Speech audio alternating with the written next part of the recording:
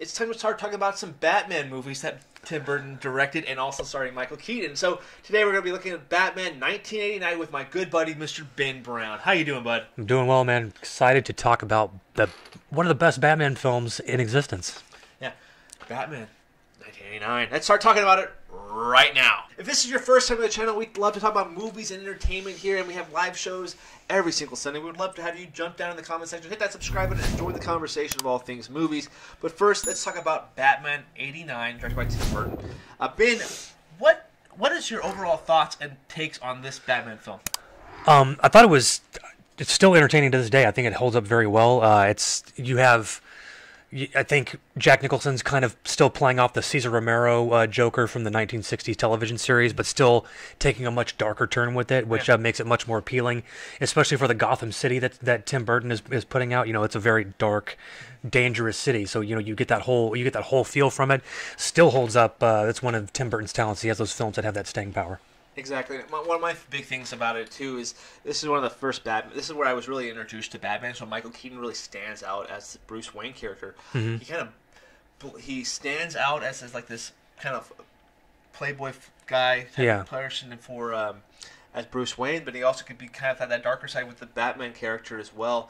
I thought he really moved around in this universe pretty well, and I think that having the darkness factor with Keaton really made this movie kind of an iconic film of my childhood. I definitely watched this one quite a bit. And what you were saying about Jack Nicholson, he has this little bit campiness that Cesar Romero has. Yeah. But he also has that darker twist, not quite as dark as Heath Ledger. Yeah. But still on the verge, like that's where this Joker character is going to be going forward in the future. Yeah, for sure.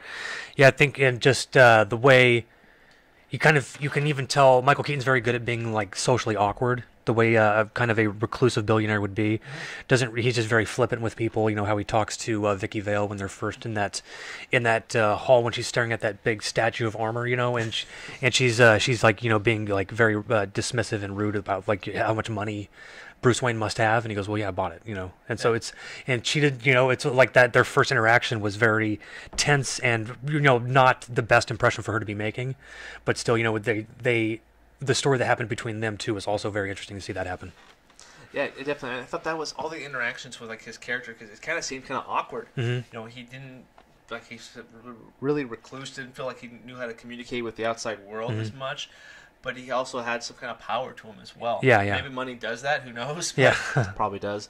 Yeah. But I also really liked the interaction with Vicky Vale as well. I didn't really care for Vicky Vale as a character too much, but the interactions were interesting, especially when they're eating dinner in that big long room. Yeah. And he has to walk the pepper or salt over to her, and he's like, I never ate in this room before. I thought that room was cool. Like, wouldn't it be nice to have a house so huge that there's rooms in the house you've never been in? Yeah, that would be... I'd be interested to find like what's in those rooms because he's that whole place is decorated. Obviously, there's stuff in every single one of those rooms. Poor Alfred. Yeah. Oh my God. Yeah. He's apparently the only one they have on staff at Wayne Manor. That's what it looks like. And he's the only one that can withstand like several different iterations of Batman. Yeah. Exactly. Yeah. He's like, you look different than Bruce Wayne did last week. You got a facelift? Yeah. Why do you look sexier than Michael Keaton? Yeah. Or Val Kilmer. George Clooney. Anyway, but Batman 89, though, one of the big things for me in this film was Jack Nicholson's Joker. The more I watch movies, the more I realize how amazing Jack Nicholson is and how much more I love movies with Jack Nicholson. And we're not just talking about like One Flew Over the Cuckoo's Nest or The Shining or Chinatown or anything like that.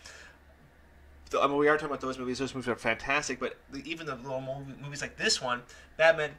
I would say those other movies I mentioned are better than this film. However, Jack Nicholson really stands out in this film and makes it the iconic Batman film that can withstand other films in the franchise.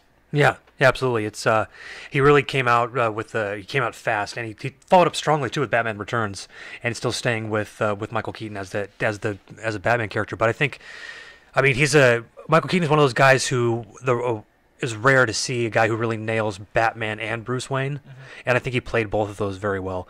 Given the combat, I thought was a little because he was wearing like an actual rubber suit in '89. So the combat, he always had to like when he wanted to look up, he had to like look up with his whole body like this and stuff, and so that kind of made that stuff very kind of clunky, animatronic almost with some of the fighting, but still, it holds up. He has a super it's just kind of. you can now watching it now, you can see it's very theatrical, like the Gotham City sets. But it's still he has a very good Tim Burton has a very good talent for just like just immersing his world in darkness to make you feel like there's always something that's about to happen. You know what I mean? Yeah, definitely. One of the big things for me is that talking about the Joker again. The Joker is one of those things that kind of steals the show compared to Batman. You know. Yeah. I think Bruce Williams, Batman's a great character. However, I want to see more scenes with Joker. Yeah. But also, with that said, there's a lot of stuff in this film that is kind of dated, and I think a lot of that does revolve around Joker. Obviously, when they go into the or not dated, but it's very 80s. That's what I meant to say. When they go into like that dining place where Vicky Vale's waiting for Bruce, and they're listening to Prince. Love Prince. That was totally for that era of time. Yep. So if you're comparing like the Dark Knight trilogy to this one, obviously those ones are a little better because not so set in stone for that same time period. Yeah. But if you're looking at it in the lens of like overall scopes, like enjoyment, entertainment factor, I think Batman is a pretty solid outing into this film, and a lot of the credit has to go to the actors and also Tim Burton. Yeah, that's it's everything that you just said was great. I think Jack Nicholson was absolutely a scene stealer. One of my favorite scenes with him is when he shot down the Batwing with his giant, thigh-length revolver when he pulled it out of his pants and shot it down right on the street. I was just like, it was like, how was that even? And then just the whole follow-up scene, I think it was Vicky Vale that pulled him out of the Batwing. It was just a very interesting the sequence there. But Joker was just. I kind of feel like so in the comic book they didn't really make a huge change over to Joker being a psychopath until like 91 or 92, and I'm wondering if Tim Burton's rendition or Jack Nicholson's rendition of the Joker was kind of like the inspiration to see what would happen if they made Joker just completely crazy. Yeah. And I think Jack Nicholson was like the tip of the iceberg for Joker's craziness. That would totally make sense to me. Yeah. Thinking of the negative side of the film, like what things kind of like rub you the wrong way. I don't necessarily think you have to look at it in the lens of this movie was made in the 80s. Yeah. Obviously, you could pick apart like this doesn't make sense. Yeah. That doesn't make sense. This is completely for that era. Minor little things for me. Billy Dee Williams is in this film. Yeah. He had Star Wars, his fanfare and everything. Mm-hmm. He's playing Harvey Dent, which is known as Two-Face eventually, and they bring in Two-Face in Batman Forever, and they cast Tommy Lee Jones. Yeah. I necessarily don't think it's like the same universe of Batman. Mm-hmm. Because you can't look at that. You have to look at the Tim Burton movies and the Schumacher films completely different. Their tones are totally contrasting and opposing each other. Yeah. And so Billy Dee in this one, I want to see more Billy Dee. I'm really looking forward to seeing Billy Dee in Star Wars 9. Yeah.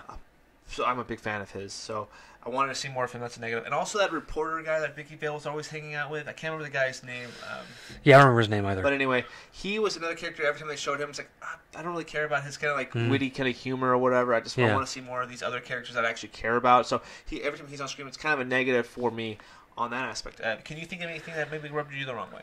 Yeah, this like a lot of the shootout scenes, or like with the Joker's henchmen felt very Dick Tracy-ish. You know what I mean? Like like just like it's obviously it is an adaptation from a comic book, but it felt like it just felt too cheeseball. You know what I mean? And I guess maybe they were trying to play that up because it was a comic book. I don't know what Tim Burton's vision was, but a lot of the thugs were just kind of. It seemed like they were like more in a play tin a movie. And they just played differently, like they were on a stage versus on a camera. But there's nothing really too much beyond that. It was. I really like the movie. It's hard to poke holes in Batman.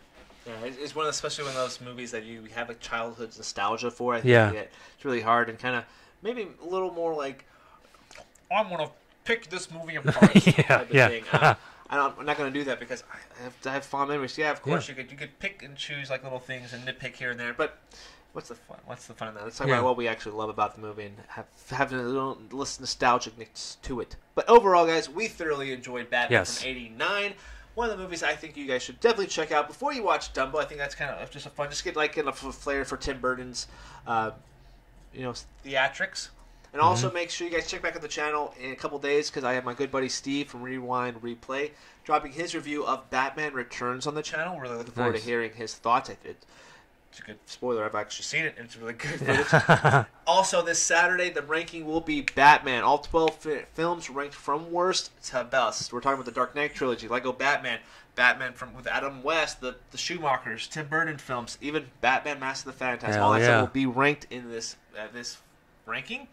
And guys, also hit that subscribe button for more movie-related content and just conversation. So again, my name is Adam, and also make sure you subscribe to this guy's channel.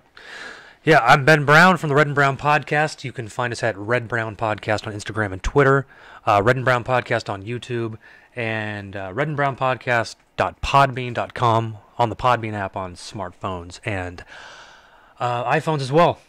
So guys, follow us, like, rate, review, and we're going strong. Every week we're dropping a new episode. Yeah, absolutely, and there's going to be some other additional content coming soon. Yep. We have to get there. Okay, guys, thank you guys so much for watching. We will see you in Gotham. Later.